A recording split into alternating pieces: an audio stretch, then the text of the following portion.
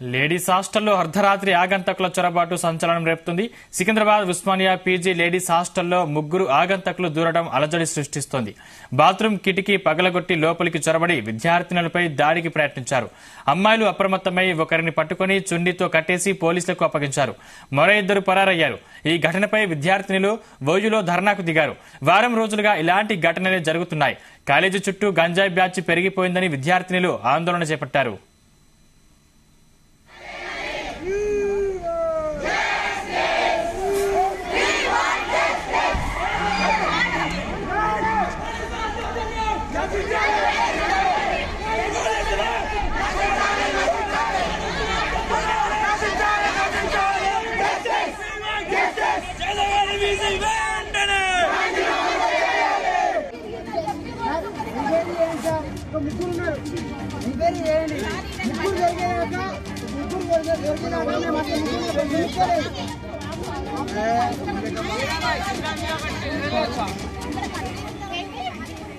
Ladies హాస్టల్లో అర్ధరాత్రి ఆగంతకుల చొరబాటు సంచలనం రేపుతుంది. సికింద్రాబాద్ ఉస్మానియా పీజీ లేడీస్ హాస్టల్లో ముగ్గురు ఆగంతకులు దూరడం అలజడి సృష్టిస్తుంది. ఇదే అంశానికి సంబంధించిన మరింత పూర్తి సమాచారం మా ప్రతినిధి రవితేజ అందిస్తారు. రవితేజ, సికింద్రాబాద్ మహిళా పీజీ హాస్టల్ సంబంధించినటువంటి విద్యార్థులందరూ కూడా రోడ్డుపైకి వచ్చి ఇంకా ఆందోళన వ్యక్తం చేస్తా ఉన్నారు. ఇప్పటికీ యూనివర్సిటీ ఆ కాలేజ్ కి చెందినటువంటి వీసీ రావాలంటూ పెద్ద మొత్తంలో వారు డిమాండ్ చేస్తా ఉన్నారు. రిజిస్ట్రార్ అక్కడికి చేరుకొని మీ సమస్యలు తొందరలో పరిష్కరిస్తాము, భద్రత కల్పిస్తాము, ఇకపై అలా జరగకుండా చూసుకుంటామంటూ రిజిస్ట్రార్ హామీ ఇచ్చినప్పటికీ వైస్ ఛాన్సలర్ ధర్నా ఘటనా స్థలానికి రావాల్సిందే, ఈ సమస్యలు వినాల్సిందే, త్వరలో ఈ సమస్యలన్నీ తీరుస్తామంటూ హామీ ఇవ్వాల్సిందే.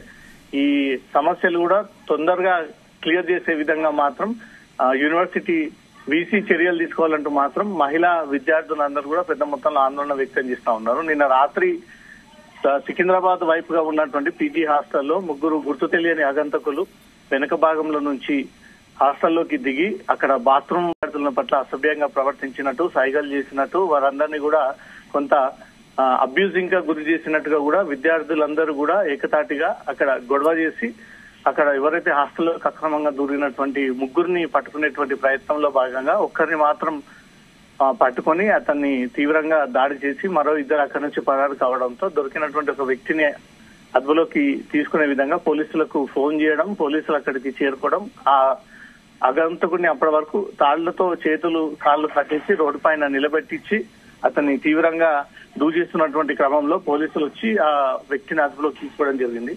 ఇలా చాలా రోజులుగా పీజీ కాలేజీలో అనేక మంది ప్రవేశిస్తా ఉన్నారు. 300 నుంచి 400 మందికి మహిళా అమ్మాయిలు ఉంటే ఒక హోమ్ గార్డ్ మాత్రమే రాత్రి వేళలో సెక్యూరిటీ ఉంటా ఉన్నారు.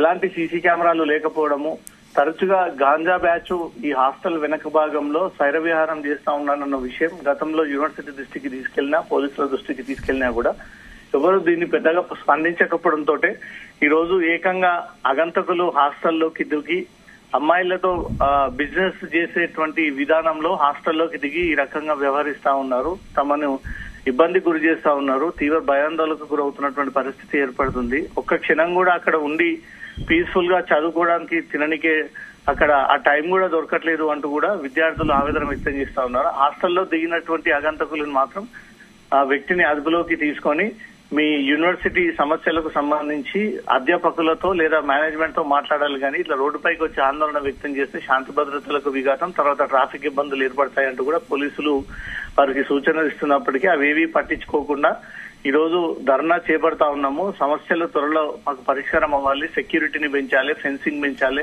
సీసీటీవీ కెమెరాలు పెంచాలి, దాంతో పాటు అదనపు సెక్యూరిటీ గార్డ్స్ ని అన్ని వైపుల నుంచి కూడా మాకు ఏర్పాటు చేస్తే తప్ప మేము హాస్టల్లో ఉండలేనటువంటి పరిస్థితి. కాబట్టి ఇమీడియట్ గా దీనిపైన రాష్ట్ర ప్రభుత్వం, యూనివర్సిటీ వైస్ ఛాన్సలర్ నిర్ణయాన్ని తీసుకుని మాకు ప్రొటెక్షన్ కల్పించాలంటూ మాత్రం బాధితులు ఇంకా రోడ్డుపైన ఆందోళన వ్యక్తం చేస్తా ఉన్నారు. సార్ రవితేజ్, అంటే చాలా రోజులుగా ఈ తతంగం నడుస్తున్నా ఇంతకు ముందుకు ఎందుకు చర్యలు తీసుకోలేదు? అక్కడ చుట్టుపక్కల గాంజా బ్యాచ్ ని ఎందుకు అరికట్టలేకపోతున్నారు?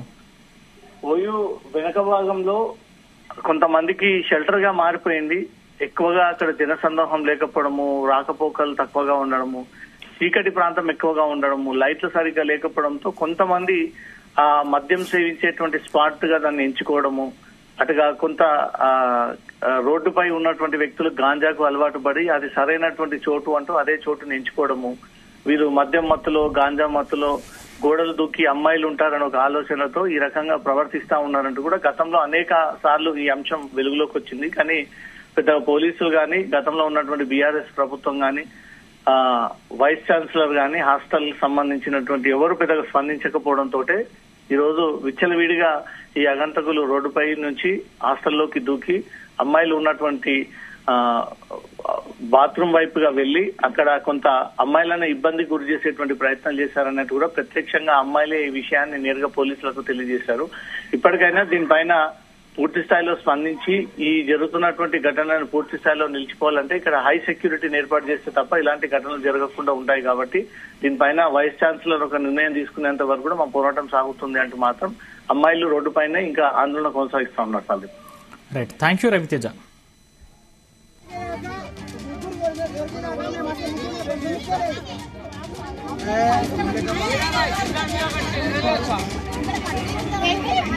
పారిపోయాడు మళ్ళా దొరికింది.